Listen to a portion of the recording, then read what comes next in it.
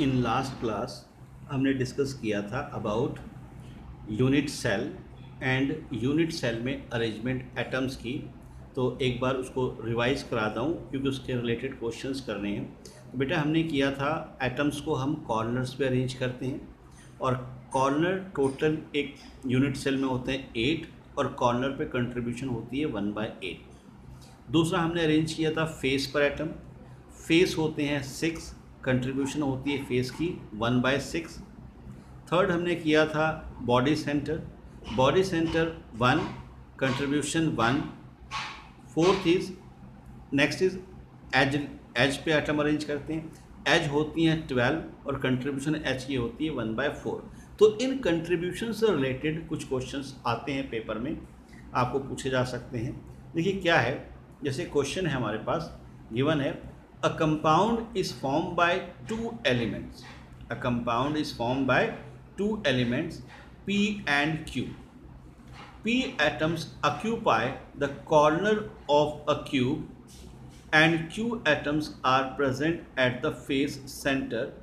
What is the formula of the compound? क्या कहा है? देखिए जैसे फॉर एग्जांपल आपके पास कार्बन एंड ऑक्सीजन है, उनको मिलाते हैं हम या उनका यूज़ करके carbon dioxide and carbon monoxide बना सकते हैं। वैसे ही यहाँ पे आपसे क्या कहा गया है कि P and Q है, ये P and Q मिलकर एक कंपाउंड बना रहे हैं, हमने उसका फॉर्मूला बनाना है, आपको उनकी अरेंजमेंट्स गिवन है। अब उन अरेंजमेंट्स में कहा गया है कि P atom occupy the corner of the cube and Q atoms are present at the face centre, and Q atoms are present at the face centre. अब हमें पता है कि कॉर्नर 8, कंट्रीब्यूशन 1/8, तो P इज इक्वल टू क्या आ जाएगा 8 × 1/8 मतलब 1 एटम, एंड Q अरेंज है फेसेस पर, there are 6 faces into contribution, face पे क्या होती है हाफ, ये आ गया 3। तो P एंड Q इनकी रेशियो होगी 1:3, means formula is PQ3। Simplest एकदम सिंपल सा केस है। तो इस तरह से आप फाइंड आउट कर सकते हैं formula of the given compound. Second is का है इन FCC arrangement of A and B atom, in a FCC arrangement of A and B atoms, A atoms occupy the corner and B atoms occupy the face center। देखिए यहाँ तक question same है जो पिछला था, बस यहाँ A और B दे दिया, कहा है कि A occupy corner and B occupy face center। But आगे थोड़ा सा ट्विस्ट है, वो है one of the corner in each unit cell remains vacant, means one corner जो है इस पर एटम ऑक्यूपाई नहीं है, तो what is the formula of the compound. अब देखिए टोटल कॉर्नर होते हैं 8, बट क्वेश्चन में ही गिवन है कि one corner is missing, means एक कॉर्नर पे एटम अरेंज नहीं किया, तो कितने एटम बच गए कॉर्नर पे 7। कंट्रीब्यूशन तो सेम ही रहे, कंट्रीब्यूशन में कोई फर्क पड़ना नहीं है, तो कंट्रीब्यूशन इज 1/8, तो क्या आ गया 7/8। And B atoms are arrange at the face centre, face 6, contribution half 3 आ गया, तो A/B जो है ये हो जाएगा 7/8/3। आफ्टर टेकिंग LCM ये आ जाएगा 7/24 एंड फॉर्मूला इज A7B24, ये आ जाएगा आपका फॉर्मूला। क्लियर हुई बात यहाँ तक बच्चों? नेक्स्ट हम मूव करें थर्ड क्वेश्चन की तरफ। थर्ड क्वेश्चन है a unit cell consisting of a cube in which there are anions Y at each corner and cation X at the center of alternate face of a unit cell। Again question में क्या कहा है, there are 2 ions, one is Y anion and other is X cation। Y are arranged at corner and X at the alternate face। अब alternate face means क्या? तो alternate face का मतलब होता है किसी भी 2 अपोजिट फेस को alternate face कहेंगे। जो हमने एक केस किया था आपको याद हो एंड सेंटर, वो अल्टरनेट फेजिंग, आप चेक करके देख लें। एक क्यूब है आपका, जिसमें मैंने कहा था पहले भी, कमरा है, एक दीवार पे अगर एक एटम रखा है तो एक छोड़कर दूसरे पे आप एक एटम रखेंगे और कहीं आप अरेंज नहीं कर सकते, वरना वो अल्टरनेट नहीं रह जाएगा। तो अल्टरनेट का मतलब ही होता है एंड सेंटर। तो अब यहाँ पर जो कैटायन X है कितने फेस पे अरेंज है, सिर्फ 2 पे, 2 × 1/2 1 आ गया, और y जो था ये तो कॉर्नर पे था ही, तो 8 इंटू 1/8 1, रेशो क्या आ गई, x ratio y is 1:1 and formula is xy। तो इस तरह से आप कैलकुलेट कर सकते हैं कि आपके जो अरेंजमेंट्स हैं या फॉर्मूले क्या बनेंगे। बहुत सिंपल से न्यूमेरिकल्स हैं, बट ये है कि आपको आने चाहिए, ठीक है बेटा, कैलकुलेट करने आने चाहिए। नेक्स्ट टॉपिक जो हमारा है बेटा इसमें वो ये है कि आपको अब मूव करना। देखिए जब हम सॉलिड की बात करते हैं तो मैंने आपसे कहा कि सॉलिड में हम धीरे धीरे पैकिंग मतलब क्रिस्टल के अंदर अंदर बढ़ते चलेंगे। पहले हमने स्टडी किया क्या होते हैं अमॉर्फस, क्या होते हैं क्रिस्टलाइन, उसके बाद हमने स्टडी किया कि एटम्स की अरेंजमेंट कैसी होगी, उसके बाद हमने आगे स्टडी किया कि जो है atoms face centre, body centre वगैरह। अब हम और डिटेल में चलें, बहुत क्लोज पैकिंग। तो next topic is close packing in crystalline solid. देखिए यहाँ पर आपको जो है एक सॉलिड बनाना है, और सॉलिड जो है ये क्या चीज़ होती है, ये 3 डायमेंशनल स्ट्रक्चर होता है। 3 डायमेंशनल स्ट्रक्चर होता है। जैसे मान लो आपको पेपर पे ड्रॉ करना है एक क्यूब, तो आप क्या करोगे, पहले लाइन ड्रॉ करोगे 1 डायमेंशन में, फिर उसको कन्वर्ट करोगे स्क्वायर में 2 डायमेंशन में, देन उसका क्यूब बनाओगे 3 डायमेंशन में। वैसे ही हमने क्रिस्टल एक बॉक्स, जैसे आपने देखा होगा वो जो आता है जिसमें वो कलर से मैच करते हैं, बॉक्स मिलता है रेड और येलो और ग्रीन कलर एक साइड एक कलर करने होते हैं, जैसे वो चीज़ है। आपको यहाँ पर क्या करना है, उस तरह का स्ट्रक्चर लेके आना है। तो हम 1D से स्टार्ट करेंगे और पहुँचेंगे 3D तक। हालांकि ये पेपर वाइज इतना इम्पॉर्टेंट नहीं है, बट ये है क्योंकि ये बेसिक स्ट्रक्चर है, आगे इसी में हमने अरेंजमेंट स्टडी करनी, तो आपको ये आना चाहिए। अब ये है 1D। आपने क्या किया, एक लाइन से मान लिया आपके पास बॉल थे, आपने बॉल्स को अरेंज कर दिया, ये 1D एक के बाद एक जोड़ के आपस में रखते चले गए। इस 1D को फिर 2D में चेंज करना है, और 2D में चेंज करने के लिए हमारे पास 2 अल्टरनेशन अब यहाँ पे लेंगे, 2 यहाँ पर पॉसिबिलिटीज़ मिलेंगी 2D में जाने के लिए। पहली पॉसिबिलिटी ये है, क्या पॉसिबिलिटी है कि जो हमारी फर्स्ट लेयर थी, उस फर्स्ट लेयर में जो एटम है नेक्स्ट लेयर के एटम के सेंटर से मैच करते हुए रखें। मतलब इन दोनों का सेंटर, इन दोनों का सेंटर, इन दोनों का सेंटर, सेंटर आपका एक लाइन स्ट्रेट लाइन होना चाहिए। थर्ड में फिर इन दोनों का सेंटर थर्ड से मैच करो, ऐसे करते चलो। इसे कहते हैं क्यूबिक क्लोज पैकिंग या CCP कहते हैं, ठीक है। ये 2 डायमेंशन की हम बात कर रहे हैं। एक तो ये केस हो गया।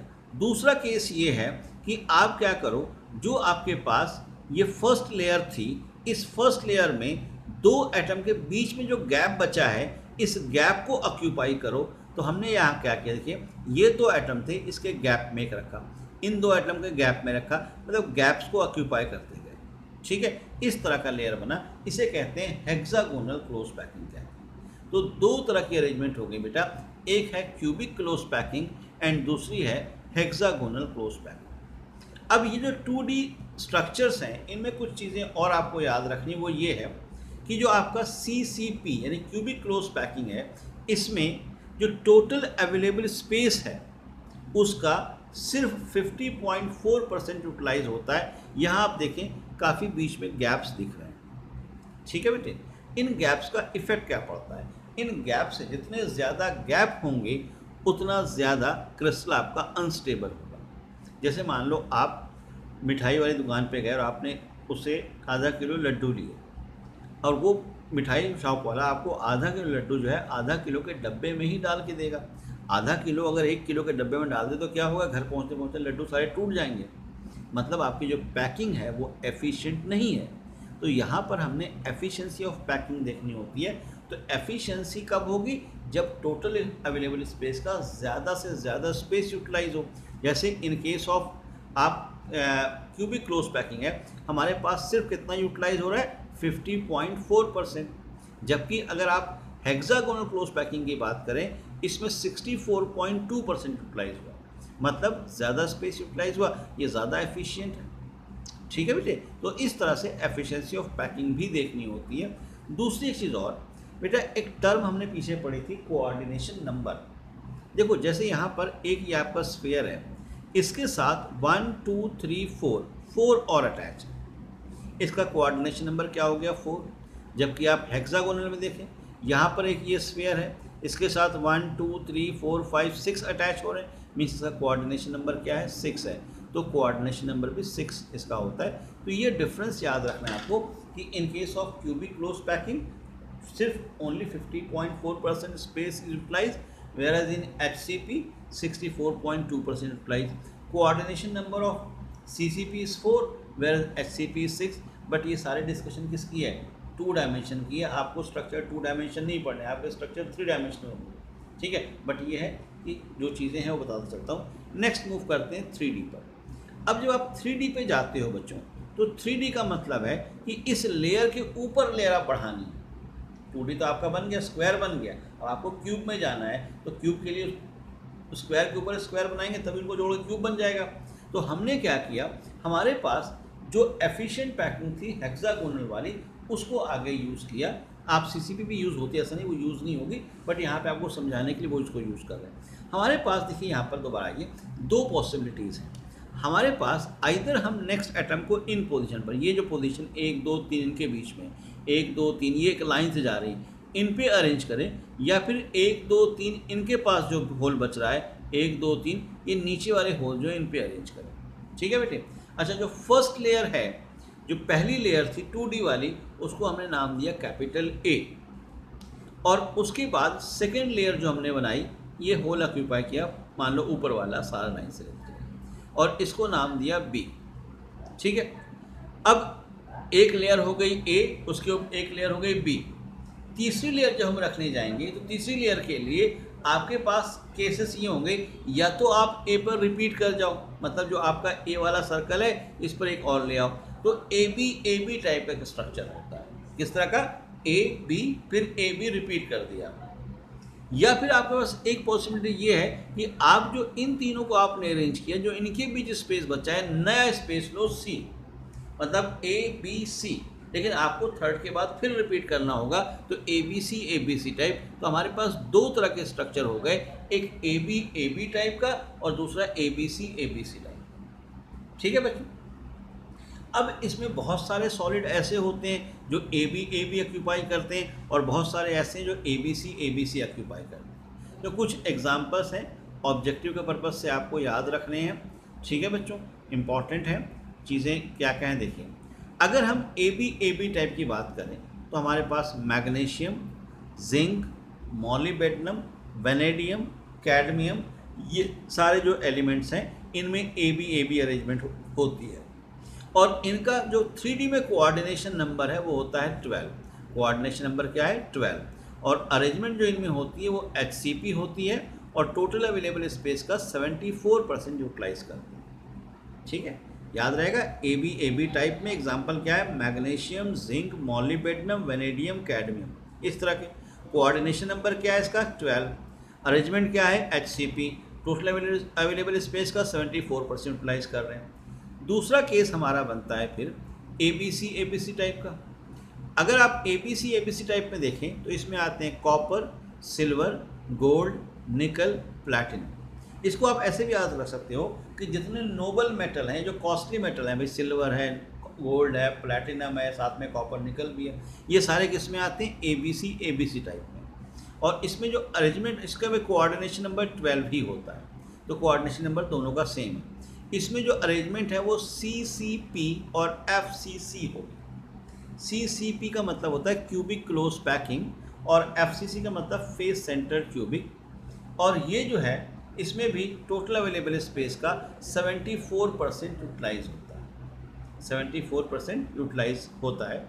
उसके बाद आते हैं, नेक्स्ट है सिंपल क्यूबिक। देखिए, ये अब ABC या AB टाइप में नहीं आते, सिंपल क्यूबिक। इसमें आपका जो पहला ग्रुप है पीरियोडिक टेबल का, lithium, sodium, potassium, rubidium, caesium and barium, ये सेकंड ग्रुप का एक एलिमेंट आता है। इसका कोऑर्डिनेशन नंबर होता है 8, और इसमें BCC अरेंजमेंट होती है, बॉडी सेंटर क्यूबिक, और 68% टोटल अवेलेबल स्पेस का यूटिलाइज करते हैं। तो ये चीज़ है, थोड़ा सा याद रखने वाली चीज़ें आपको याद रखनी होंगी, ठीक है बच्चों। तो ये तो होगी आपकी क्लोज पैकिंग इन 3 डायमेंशन।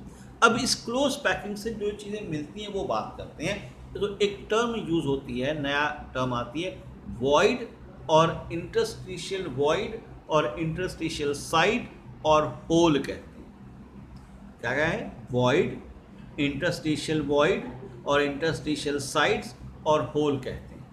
ये क्या होते हैं। जो अभी हम यहाँ पे अरेंजमेंट्स की हम बात कर रहे हैं बच्चों, ठीक है। देखिए ये जो आपने एटम्स अरेंज किए 1 2 3, ठीक है, इनके बीच में एक होल बचा और उसके ऊपर आपने चौथा एटम रख दिया, ठीक है। ये 4 एटम जो है, जैसे आप मान लो 3 बॉल आपने एक लेयर पे रखे और चौथा बॉल उनके ऊपर जो स्पेस बन रहा था उसमें डाल दिया, तो उन चारों के बीच में जो एक छोटी जगह बच जाएगी उसे कहते हैं होल और वाइड और साइड्स कहते हैं, ठीक है बेटे। अब इसका यूज़ क्या है, देखिए हमारे पास जब हम मॉलिक्यूल्स को आगे अरेंज करेंगे, जैसे मान लो आपके पास NaCl है, उसको आपने अरेंज करना, तो हमारे पास 2 जगह होती है जहाँ पर हम लिखते हैं चीज़ों को।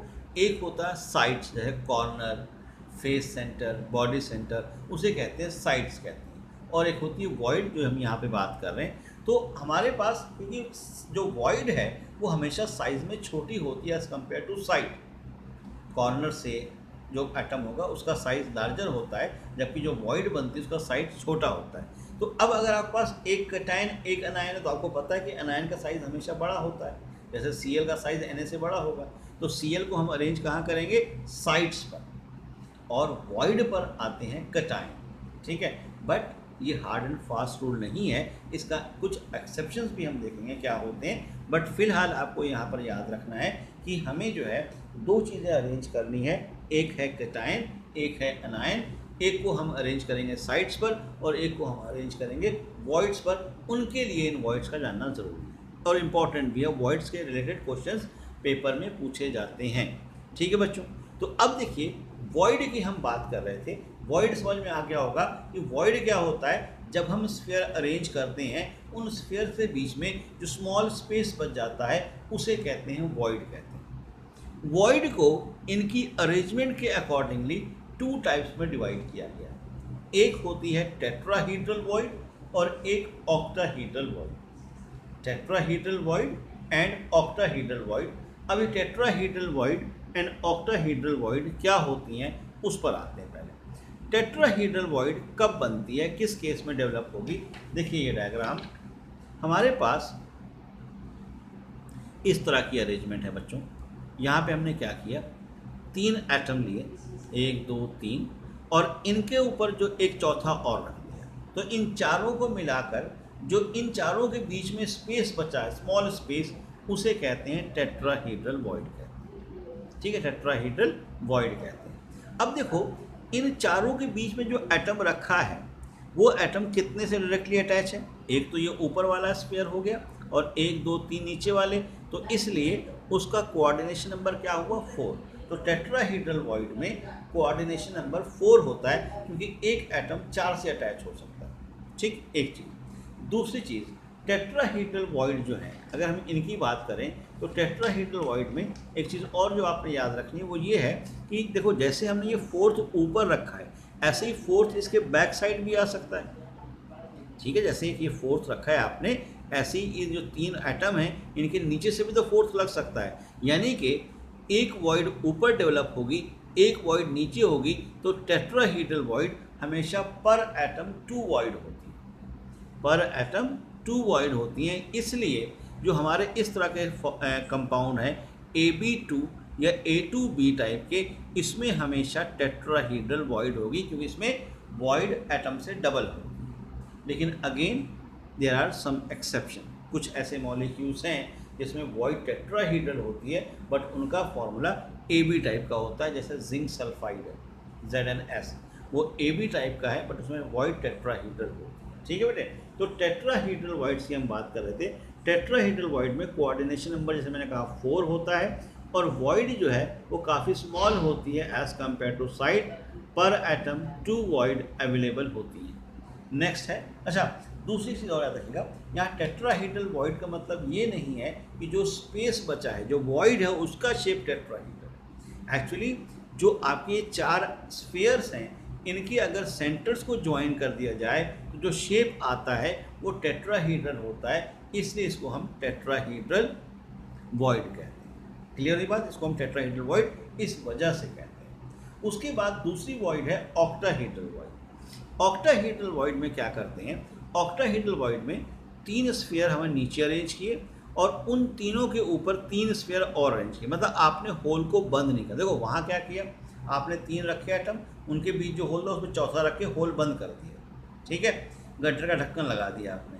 यहाँ पर क्या है, वो होल क्लोज नहीं करना है, 1 2 3 नीचे, उसके ऊपर 1 2 3 होल कंटिन्यू है। अगर इन 6 के 6 स्फीयर के सेंटर्स को ज्वाइन करें तो इस तरह का ऑक्टाहेड्रल शेप बनता है, इसलिए इसको हम ऑक्टाहेड्रल वॉइड कहते हैं। अच्छा, अब यहाँ देखिए बेटा, यहाँ जो एटम है वो कहाँ, इन 1 2 3 और नीचे वाले 3 इनके बीच में आएगा, इसलिए यहाँ पर एटम 1 वॉइड होती है। मतलब जो AB टाइप के स्ट्रक्चर्स हैं उनमें हमेशा कौन सी वॉइड होगी, ऑक्टाहेड्रल वॉइड होगी।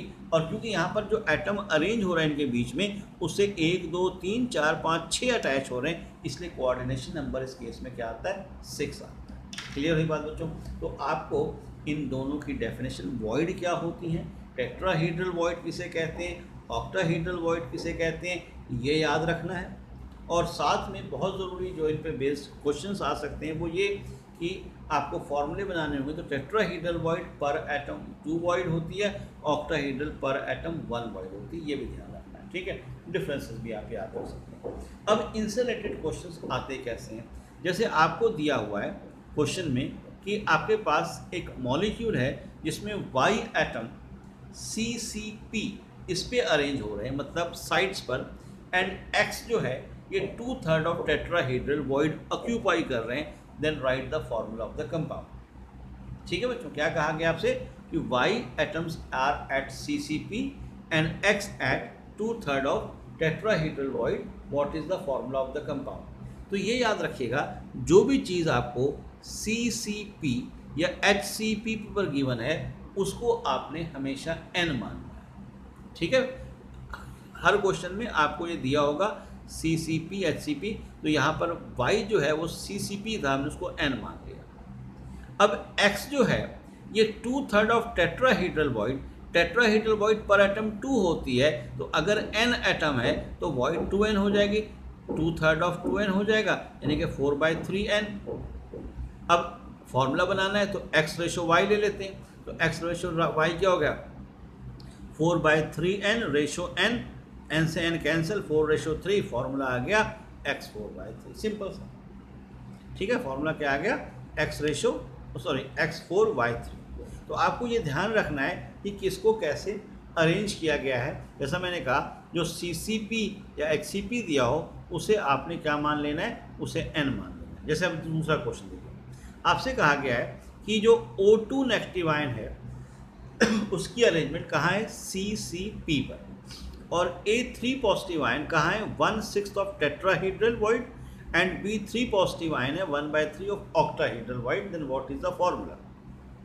अब यहाँ पे भी क्या दिया बेटा आपको, O2 नेगेटिव आयन कहाँ है, CCP, मतलब N ले लेंगे। A3 positive ion 1/6 of tetrahedral, tetrahedral double होगी N के, तो 1/6 × 2N, N/3 रह गया। ऑक्टाहेड्रल सेम होती है, 1/3 ऑफ N, N/3 आ गया, ठीक है ना बेटे। अब क्या है, A3 positive ratio B3 positive ratio O2 negative, हमेशा पहले कैटायन लिखते हैं बाद में एनायन लिखते हैं फॉर्मूला बनाते हुए। तो N/3 N/3 N, तो ये क्या हो जाएगा, कैंसिल होके 1/1/3, यानी कि फॉर्मूला आ गया AbO3। क्लियर हुई बात बच्चों? तो इस तरह से आप अलग अलग फॉर्मूले जो है बना सकते हैं, इसके ड्राइव कर सकते हैं, ठीक है बच्चों। उसके बाद नेक्स्ट क्वेश्चन देखिए, हमारे पास एक और है। यहाँ पर क्या कहा गया, थोड़ा सा चेंज कर रहे हैं क्वेश्चन को।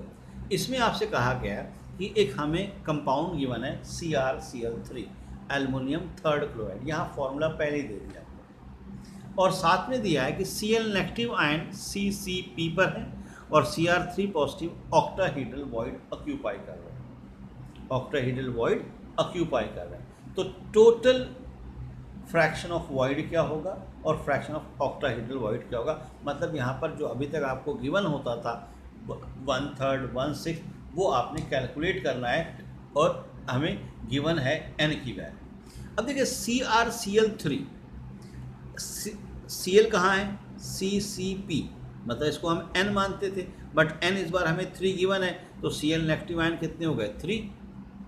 Cl नेगेटिव आयन कितने हो गए, 3। अब टेट्राहेड्रल वॉइड Cl का डबल होंगी तो 3 × 2 = 6, और ऑक्टाहेड्रल वॉइड सेम होंगे इसलिए 3, ठीक है। और बट लेकिन फॉर्मूले के अकॉर्डिंगली CrCl3 में Cr की वैल्यू क्या है 1, तो यानी कि Cr हमारे पास Cr3 पॉजिटिव जो है वो एक ही है। तो फ्रैक्शन जब निकालेंगे टोटल वॉइड का तो 1 हमारे पास Cr अकॉर्डिंग टू फार्मूला है, और टोटल वॉइड कितनी आ रही है 6 + 3 9, तो 1/9 टोटल वॉइड का फ्रैक्शन होगा। और अगर ऑक्टाहेड्रल वॉइड की बात करेंगे तो ऑक्टाहेड्रल वॉइड जो है इसमें आ जाएगा, क्योंकि 3 ऑक्टाहेड्रल वॉइड है 1/3 आ जाएगा। तो इस तरह से आप tetrahedral void and octahedral void का फ्रैक्शंस कैलकुलेट कर सकते हैं। क्लियर हुई बात बच्चों? तो ये तो हो गया फ्रैक्शन ऑफ वॉइड क्या है।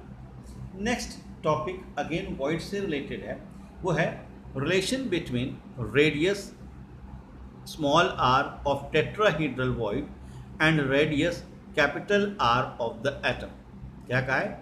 हमें रिलेशन निकालना है किसके बीच में? Radius small r of tetrahedral void, मतलब वॉइड की रेडियस स्मॉल r है and radius capital R of the atom. तो आपको इसमें इन दोनों का रेशो निकालना है। ये फिक्स वैल्यूज़ हैं, ये डेरिवेशंस करेंगे, वैल्यूज़ डायरेक्टली भी याद रखनी है आपको, तो क्वेश्चन डायरेक्टली पूछ लेते हैं। तो टेट्राहेड्रल वॉइड की अरेंजमेंट कैसी होती है? वो ये ऐसी होती है, देखिए ये है आपके पास टेट्राहेड्रल, यहाँ पर जो बीच में बनी है वॉइड है और ये एटम्स अरेंज किए, हमने दूर दूर बनाए हैं, ठीक है, बट एक्चुअली में ज्वाइन होते हैं। यहाँ पर हमने ये लाइन AD और ये लाइन AC जोड़ दी, क्योंकि इसका यूज़ करके हम रेशो निकालेंगे। सबसे पहले देखिए, अगर हम ट्राइंगल लें ABC, ये राइट एंगल ट्राइंगल है ABC, तो AC लेंथ क्या हो गया? AC का square is equal to AB का स्क्वायर प्लस BC का स्क्वायर, यही आएगा। अब AB क्या है? एज लेंथ है। BC क्या है? एज लेंथ है, क्योंकि क्यूब है, एज लेंथ सबकी बराबर होगी, A के बराबर। तो क्या आ जाएगा यहाँ पर बेटा? AB square is equal to A का square, BC square means A का square, means AC square is equal to क्या आ गया? 2A का स्क्वायर। ठीक है बेटा, क्या आ गया? 2A का स्क्वायर।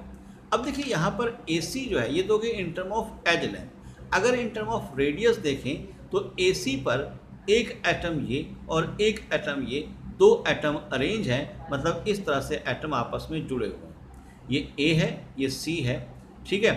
अब क्योंकि ये एटम है तो इसकी रेडियस R, इसकी रेडियस R, मतलब इन टर्म ऑफ रेडियस अगर हम बात करें तो AC जो टोटल लेंथ है वो कितनी आ जाएगी? 2R, R plus R 2R, AC equals to 2R। अब ये भी AC की वैल्यू √2A है, यहाँ AC की वैल्यू 2R है, इनको इक्वेट कर दिया तो 2R इज इक्वल्स टू बन गया √2A। ये आ गया आपका इक्वेशन नंबर 1। ठीक है बेटा यहाँ तक। उसके बाद नेक्स्ट आ जाता हूँ बेटा, हमें निकालना है AD लेंथ। अब AD के लिए हमारे पास राइट एंगल ट्रायंगल क्या है? ACD, ACD। तो AC की आपको AD की लेंथ निकालनी है, तो क्या आ जाएगा? AD square is equals to AC square plus DC square. AC को अभी हमने वैल्यू ऊपर निकाली, क्या है? 2A स्क्वायर है, और DC की वैल्यू भी A स्क्वायर, तो ये आ गया 3A स्क्वायर।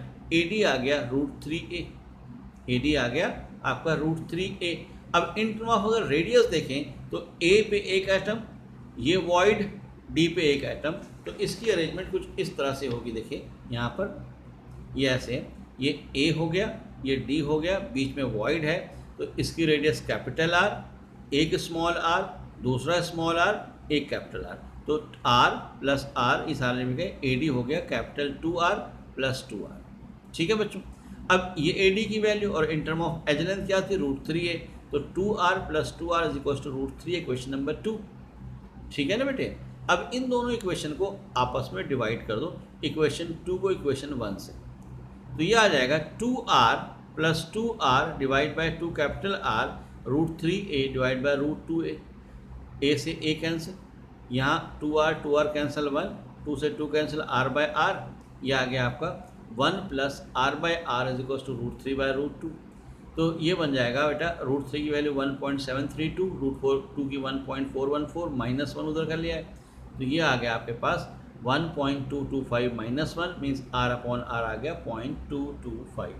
तो रेडियस रेशियो, यहाँ पर रेडियस रेशियो का मतलब होता है बेटा radius of cation to the radius of anion. Radius ratio means radius of cation to the radius of anion. यहाँ पे स्मॉल r क्या है? रेडियस ऑफ, क्या था स्मॉल r?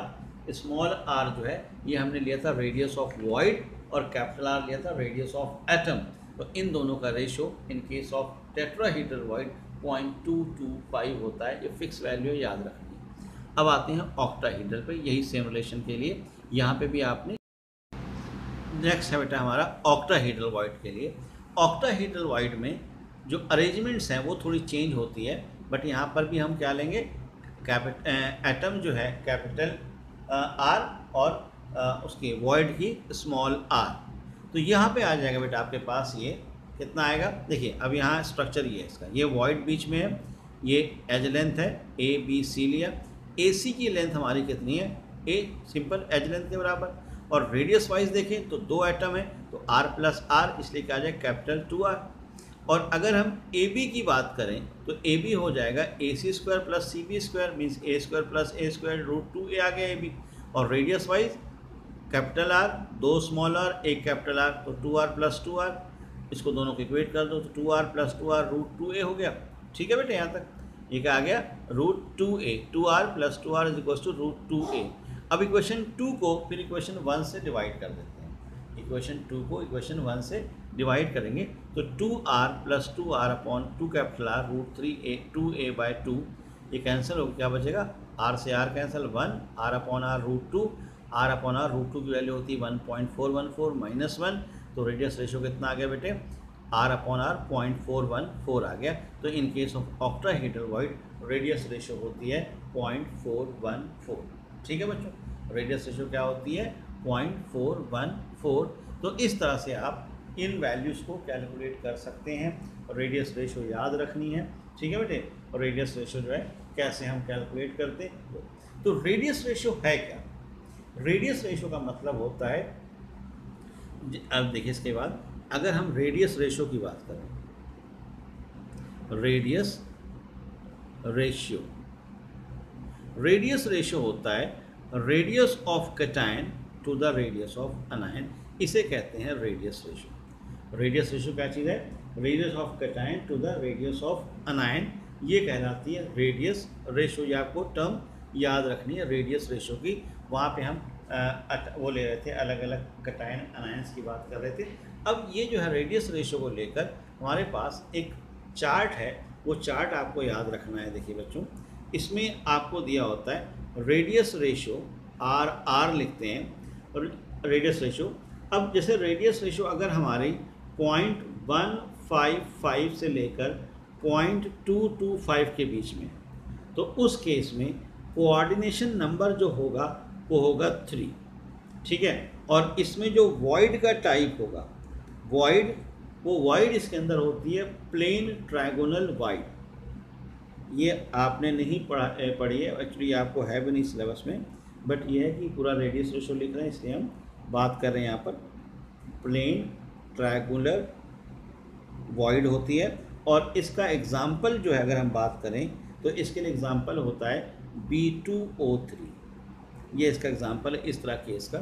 उसके बाद अगर रेडियस रेशो 0.225 से लेकर 0.414 के बीच में, 0.225 से 0.414, इसका कोऑर्डिनेशन नंबर होगा 4, और इसे कहते हैं टेट्राहीड्रल वॉइड।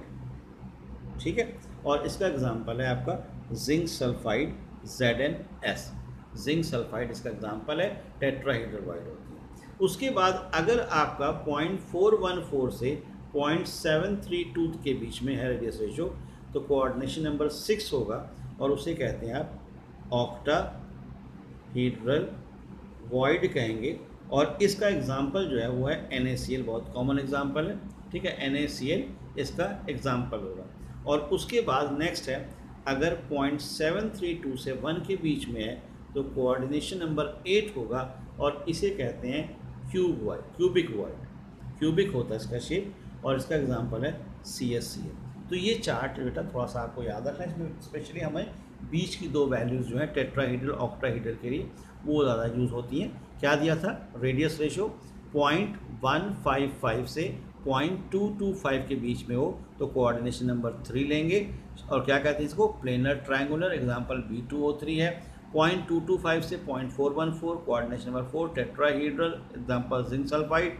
0.414 से 0.732 के बीच में हो तो 6, ऑक्टाहीड्रल वॉइड NaCl एग्जाम्पल, और 0.732 से लेकर 1 के बीच में हो तो 8 और क्यूबिक कहते हैं, और इसका एग्जाम्पल क्या है CaCl। ठीक है, अब इसके क्वेश्चंस कैसे आते हैं, क्वेश्चन करते हैं, बहुत इजी क्वेश्चन है इसके। जैसे आपसे कहा गया है कि the 2 ion A positive and B negative have radius, A positive की रेडियस दे रखी है आपको 88 और पिकोमीटर, और B नेगेटिव जो है इसकी रेडियस दी हुई है आपको 200 पिकोमीटर। कहा है कि in the cubic structure of compound AB predict the coordination number of A का कोऑर्डिनेशन नंबर बताना है। तो हम क्या करेंगे, रेडियस रेशो निकाल लो, radius of cation to the radius of anion. Cation कितना है 88 पिकोमीटर, और अनायन कितना दिया बेटा आपको, अनायन दिया हुआ है 200। इसको सिंप्लीफाई करने पे 0.44 आ रहा है। अब 0.44 कहाँ लाई करता है, देखिए 0.44 चार्ट के अकॉर्डिंगली 0.414 से बड़ा है और 0.732 से छोटा है, मतलब कोऑर्डिनेशन नंबर क्या आएगा 6। तो ऐसे केस में कोऑर्डिनेशन नंबर क्या हो जाएगा 6 होगा। क्लियर हुई बात बेटा। तो ऐसे आप इसको जज कर सकते हैं, कोऑर्डिनेशन नंबर निकाल सकते हैं। उसके बाद क्वेश्चन नंबर 2 इस तरह का भी देखिए, जैसे आपको कहा है कि a solid AB has NaCl structure, AB has NaCl structure, radius of cation A positive आपको दी है 170 पिकोमीटर। का है calculate the maximum radius of B negative ion. Maximum radius आपको निकालनी है किसकी, B नेगेटिव की मैक्सिमम रेडियस निकालनी। ठीक है बच्चों, क्या कहा है, AB has NaCl, A positive 170 picometre, B negative की मैक्सिमम निकालनी है। कैसे निकालेंगे, अब देखिए आपको ये याद होना चाहिए कि NaCl में रेडियस रेशो का रेंज क्या था। तो फॉर NaCl जो रेडियस रेशो का रेंज है वो होता है 0.414 से 0.732 के बीच में। ये भी हमने चार्ट में किया था, 0.414 से 0.732 के बीच में। ठीक है बेटे, तो हमारे पास radius of cation to the radius of anion is equals to, इनमें से कोई एक वैल्यू लेंगे। अब देखिए आपको कटायन की वैल्यू गिवन है, कटायन की वैल्यू है 170, अनायन की आपने निकालनी है इज इक्वल्स टू, सीधी सी बात है, आप आर नेगेटिव आयन निकालेंगे तो जो वैल्यू यहाँ से लेंगे वो डिवाइड में आएगी, और डिवाइड में अगर छोटी वैल्यू आएगी तो आंसर बड़ा आएगा, बड़ी आएगी तो आंसर छोटा आएगा। तो इन दोनों में से किसको लेंगे, इन दोनों में से लेंगे हम किसको, 0.414 को। तो आर नेगेटिव कितना आ गया, ये आ गया 170 डिवाइड बाय 0.414। ठीक है बेटे, और ये आ रहा है 410.16 पिकोमीटर। तो इस तरह के क्वेश्चंस भी आपको आ सकते हैं। ठीक है बच्चों, आई बात समझ में। अगर मिनिमम पूछा होता तो हम 0.732 लेकर उससे मिनिमम निकाल लेते। तो ये रेडियस रेशो की कैलकुलेशन कैसे होगी, बात समझ में ही बेटा। क्या किया आपको, जैसे NaCl दिया था तो आपको इसलिए एग्जांपल याद रखना होगा, जिंक सल्फाइड कहते तो हम कुछ और लेते, CaCl कहते तो हम कुछ और लेते। तो जो गिवन होगा उसके अकॉर्डिंगली आपने इसका यूज़ करना है और वैल्यूज़ निकालनी है।